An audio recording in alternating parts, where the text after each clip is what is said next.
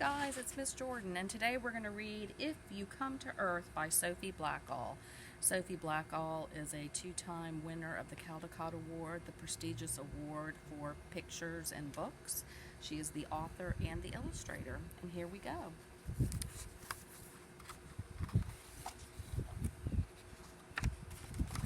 If You Come to Earth. Dear visitor from outer space, if you come to Earth, here's what you need to know.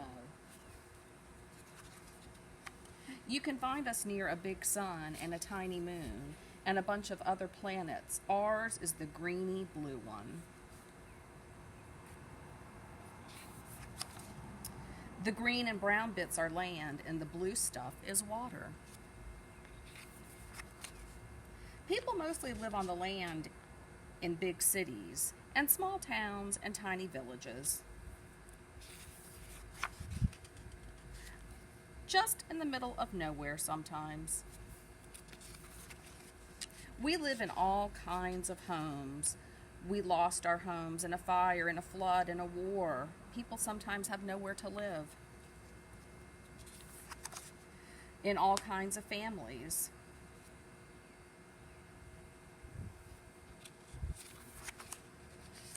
There are more than 7 billion people on Earth. We all have bodies, but everybody is different. Except for my friends who are identical twins and look the same, except for Mustafa's mole. You know, just the mole right there.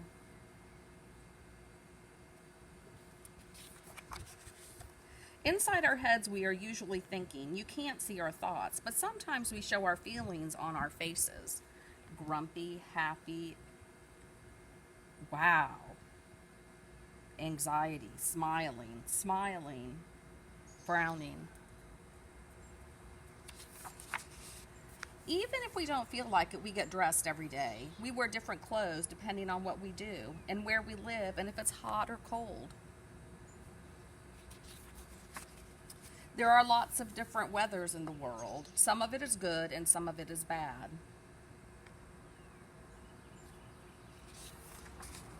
Wherever people live, we usually have to go someplace. There are lots of ways to get there. Bus, ice cream, garbage, moving a house, a van, a tractor. I'm a kid and kids go to school to learn stuff, so we'll know what to do when we're grown up. Grown-ups do lots of things to make the world work.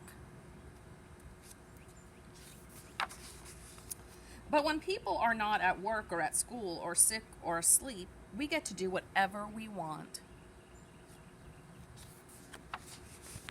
Whatever we are doing, we need to eat when we are hungry. Some of us have more food than others. We all need food and water to survive. We get water from the rain, which flows into little streams and big rivers and all the way to the sea. You can't drink the sea because it's too salty, and there is a lighthouse right there on the point of that peninsula. The sea looks empty, but actually it's full. Fish can swim, but they cannot walk. Most animals can walk or swim or gallop or hop, but they cannot fly. Some birds can swim and walk and fly. I can't fly, says the penguin. So if I had to choose, I'd be a bird. Birds can sing, so can whales, and so can people. People make all kinds of music and all together.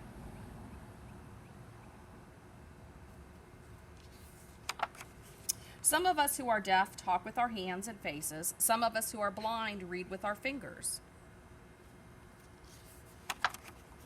If we are blind, we can imagine colors and shapes and sounds. These are the colors you need to paint everything in the world. Some things are part of nature. Some things are made by people. Some things are big. Some things are small.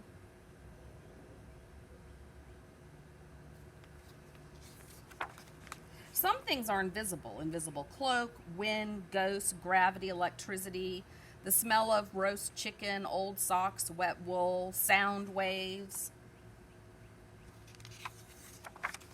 Some germs can make you sick, so can eating a woolly milk cap toadstool, or breathing the smoke, or getting spat on by a slow loris. Sometimes people get hurt by accident. Mom! Sometimes we hurt each other. Mom!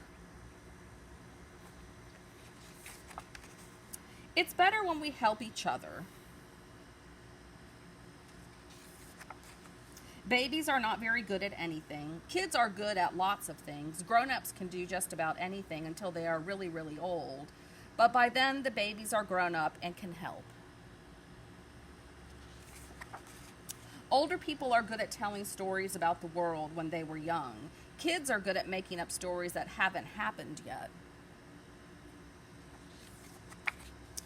There are lots of things we don't know. We don't know where we were before we were born or where we go when we die. But right this minute, we are here together on this beautiful planet.